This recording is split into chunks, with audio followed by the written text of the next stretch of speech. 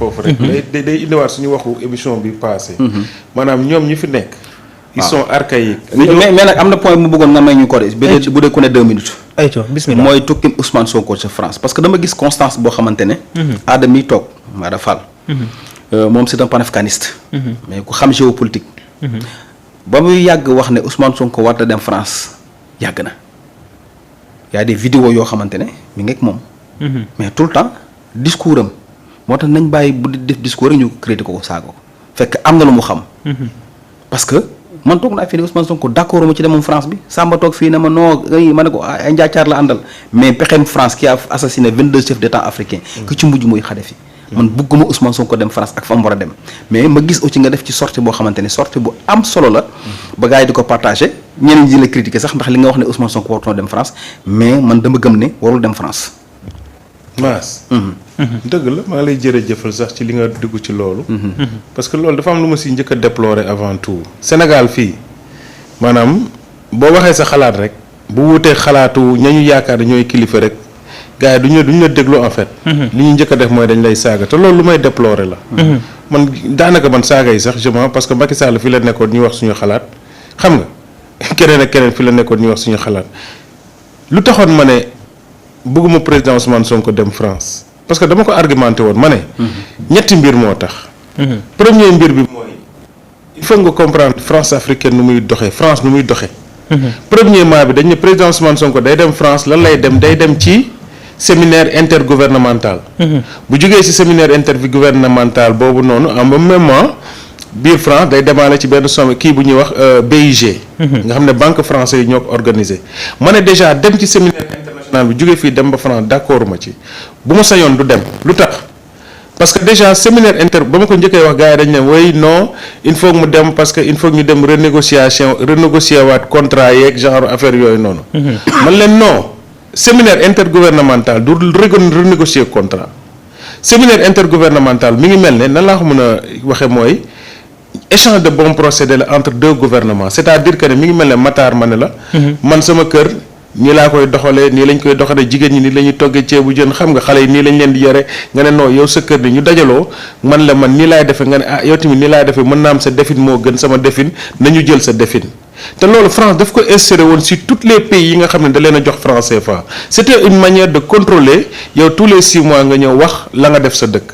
man loolu moo doon cëslaay bi mais dañ koy rafetal ne séminaire intergouvernemental te tey Sénégal bu ñu demoon ci France un séminaire intergouvernemental c'est une manière de rendre compte à la France en fait même li ñu ko muure ñu ne c'est un message un échange de bons procédés tey Mass man bëgg naa su may defal nit échange de bons procédés ma ñëw bu dee ci wàllum journalisme la wala ci wàllum wax ma ñëw ne Mass kat moo ma dàq wax moo ma gën a journaliste ma ne France tey du suñu nawle ñun ñoo leen tane. pourquoi je dis ça France dafa toll foo xam ne seen gouvernement ils ont des problèmes énormes. absolument tey France il a plus de 3000 milliards de dettes. endetté jusqu'au cou. François Bayrou gis nga présenté na benn plan barki démb ba loolu moo tax ñu koy waaj a destituer. parce que un plan de redressement nee na France mënatul dund sans leb. yaa ngi dégg 3000 milliards de dettes. 1000 euros laa wax de. 3000 milliards de dettes euros. yaa ngi dégg en euros calculer loolu ñaata la doon ci alal. beneen bi mooy dafa même ne serait-ce que bénéfice bu muy fay di dette c'est 70 milliards par an 70 milliards rek d'euros lay fay ne serait-ce que bénéfice bu muy ci teg ci dette bi. France am récession boo xamante ni pire que ñun bu ñu am de. parce que ils ont ñun dañ ne ñu ngi ci ñaata 114% du PIB d'accord déficit. 118 non 118 bi après la c'est FMI qui l'a dit. une fois qu'il avait dit dette bi amul. après ñëw na d'accord ne dette am na nee na léegi ñu ngi ci 118. te loolu fan la ko jëlee ci benn journal anglais 110% du PIB. waaw 118%. ñun président Ousmane Sonko lu mu ñu présente c'est 114% du PIB. de 74% à 118%. du PIB. waaw ñun lu ñu président Ousmane Sonko présenté 114% du PIB la. en France ñoom seen ay chiffres ñu ngi ci 114% du PIB te ñoom ñoo yor seen xaalisu bopp yor seen industrie yor seen lépp bopp. ñun yoruñu suñu xaalisu bopp moomuñu suñu industrie tout ce que tu veux donc ñoom malgré lu ñu yor yëpp ñu ngi ci 114% du PIB seen inflation mara day taali weer bi passé ci Séoudia même pas 2 semaines seen rapport yu ñu génnee ci trimestre bi mooy plus de 67 000 entreprises dañoo tëj ils sont presque en faillite. Tu vois ce que je veux dire. Donc dëkk boobu nekkoon ñaata 4e puissance mondiale jóge 4e ñëw nekk 5e puissance mondiale tey. jóge 5e ñëw nekk 7e puissance mondiale. tey France mi ngi toll ci 7e puissance mondiale au jour d'aujourd'hui. tey prévision FMI yi ñu ngi koy yóbbu 9e puissance mondiale mi ngi encore reculer. Pakistan ak Inde ñoo koy nar a raw. léegi dëkk boobu quand tu vois comment ni ñuy wàccee. xamale ma la ba pare seen gouvernement bi sax dama ne président Ousmane Sonko bu fa demoon.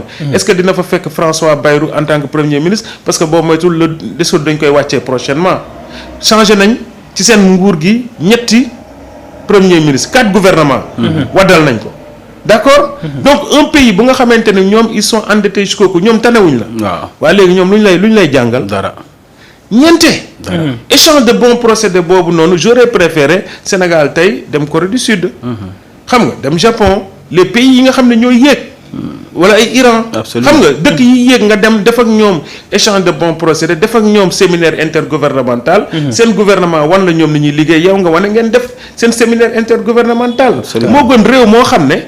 bi muy créer cette séminaire intergouvernemental lu mu si jublu woon. mooy di contrôler les actions les pays yi nga xam ne moom la coloniser yor franc tous les pays le font yu France téye seen xaalis di fa dem tous les 6 mois mu naan leen jaar leen fii jaar leen fee. donc loolu mooy première raison. deuxième raison bi mooy ñun dañ ko daan critiquer. waaw waay ba fi Macky Sall daan dem séminaire intergouvernemental Amadou Ba ñu ngi koy fàttaliku. dem fa ak ndaje mi ndaje yi ñu fa daan def ndaje avec les entreprises françaises là. non loolu après dinaa si ñëw loolu mooy 3e point bi. li tax bëggu moon mu dem. dañ ko daan critiquer. donc ñoom France moo leen doon jox seen tempo même bu nekkente ni da nga naan nguur gi wute naag ñi fi nekkoon. 3e point bi mooy BIG ay banques lañ c'est des banques françaises d'accord yoo xam ne dañuy investir. d'accord banques yooyu yàgg nañ investir en Afrique. mais benn système d'investissement la ñu am parce que ñoom seen ay textes ci seen ay textes wala système la ñuy topp. banques yi bu ñu lay financer d'abord. duñ la financer yow sénégalais bi directement dañ koy jaarale ci seen mbokk seen expatrié du njëkkati seen xaalis di la ko jox directement de wala yow sa projet bii baax na ñu ñëw financer ko pour nga développer sa dëkk. absolument ñoom seen intérêt lañ ciy xool buñ la koy jox. dañ koy jox Matar mi nga xam ne doomu France la. teg ko sa loxo ne la àndal ak gouvernement Sénégal accompagner mais loolu moo yàgg am. pour contrôler la. non mais ne serait-ce que pour jëlaat genn wàll gi. tey damay joxe exemple admettons G7 wala G8. xam nga da ngay dégg ñu ne la woy génne nañ tant de milliards pour def ko ci wàllu mbay mi Afrique wala ainsi de suite. ñoom bu ñu la koy jox il le donne à des entreprises yoo xam ne tu es obligé de travailler avec ces entreprises là jox ay ONG yi teq genn wàll gi teg ko France indil la indil du ñu teq genn wàll dañuy teq 70% yi la ñuy teq ba ko France. indil la 30% yi nga àndaat séddotoo ko ak ñoom. c'est comme ça c'est foutu te dama ne bu même président Ousmane Sonko bu demoon parce que dañ ko dig pour mu ñëw ñu jox ko xaalis. bu demoon liñ ko dig duñ ko def. parce que da ngay xool benn affaire Matar. FMI France moo ko téye. d'accord Banque mondiale Amérique moo ko téye mu nekk seen ay levier de pression. et de domination ci tous les pays FMI du développer kenn Banque mondiale du développer kenn c'est juste benn levier imaginel. ñu falu réew mi 1 an et quelques FMI bloqué xaalis ne du ñu accompagner état du Sénégal sous prétexte xaalis bi ñu ne woon am na te au final ñu accepté ko. BIG ne français yi ne du ñu financer d'accord on était obligé ñu jël ay eurobond def ay levée de fonds ailleurs.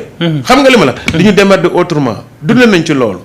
imaginez tey ñu xëy ba benn jour ñuy teg président Diomaye dem France wax ne Ousmane Sonko day ñëw France. pour def séminaire intergouvernemental. day ñëw France pour def si xam nga rencontrer les patronats français di tu ko teg FMI daan ne léegi sax day accompagner état du Sénégal. oui. c'est ce que je veux dire. oui. am na lu leerul. y a quelque chose qui se cache. ñoom lan la ñuy bëggee Ousmane Sonko ñëw France pourquoi ils insistent pour moom mu ñëw. oui surtout ça pourquoi muy insister lebal ma xaalis dafa jar na may ñëw. surtout te bu ma ñëwee est-ce que da ma koy jox main à main. t'as pas envie d'activer les leviers ma ne la piège la. pourquoi ma ne woon beneen affaire bi mooy lu jar a jàpp mooy. ñun France dafa am nu ñuy doxe ñoom. muy naan ni ñuy doxe mooy. maanaam ñoom maanaam ña fa ne di ko gouverner. wala les fonctionnaires et tout ça si école yi ñu génnee li ñu leen di jàngal seen inconscient collectif mooy au nom de la grandeur de la France l'Afrique nous appartient. ñun ñoo nekk ci bëgg a nekk ci logique gu partenariat gagnant ak ñoom. mais ñoom toll seen niveau. tollooguñu ci accepter partenariat gagnant. bu doon loolu la kon duñu leen dàq Mali Burkina Niger. sauf que il voulait tellement pas continuer ci partenariat gagnant bu sénégalais yi juum. bu ñu càngkati tubaab yi ak intellectuels yi di ñu gëmloo naan ni woy partenaire parce que France tolloogul ci. logique boobu xam nga fan nga koy comprendre parce que tey ka fa ña fa ne di jiite réew ma. muy Emmanuel Macron cette bande politicard vieillissante. politicard ba nekk tey France ñooñu maanaam ñoom ñëpp li ñu leen formaté mooy formaté wuñu leen ci respecter africain. man dama ne jour bi ñu war a mën a liggéeyandoo ak France gagnant. mooy jour bu mel ne ñu mel ne Juan Branco jëlee nguur gi. voilà. ñooñu ils sont disposés. mais ña fa ne. la France n'a pas d'amis. il n'a que des intérêts. général de Gaulle moo ko waxoon. xam nga ñun dañu woote rupture. rupture boobu nag dafa ànd ak aussi moom suñu bopp. dans tous les domaines. France bëggul ñu moom suñu bopp mosu ko bëgg. France bu sañoon Ousmane Sonko tey jii ak le projet Pastef dañu nekk au pouvoir. ils ont tout fait pour combattre Pastef. pour que ñu bañ a nekk au pouvoir. kon tey jii man jàpp naa ne tey bi ma déggee ni Ousmane Sonko dematul France dama nooy ca kaw parce que fii laa toog ci plateau bi di ko wax naan ma maas daal nii may leen déet man sama xol laa wax. li ma yëg sama xol. ak li mu bëgg. bëgguma Ousmane Sonko dem France. te rencontre boobu. avec ces entreprises là mënu ci am ndam. parce que France fu mu toll nii c'est un pays abattu di nga ko gis nii nag ñu naan France nangam sangam mais France. amatul dara. mënatuñ ñoo jëriñ dara. un pays endetté jusqu'au cou. France ay boro ko topp de. ces entreprises xam nga lu ñu bëgg. ñëw dundaat maanaam. ils sont maanaam ils sont asphyxiés financièrement asphyxie financière lañu moo leen dal. léegi nag dañu bëgg oxygène. ñëw en Afrique pour oxygéner wu. financièrement. carrément pour mën a dekkal seen économie. ci Afrique lañ ko yaakaar. te nag Ousmane Sonko dafa nekk porte du panafricanisme.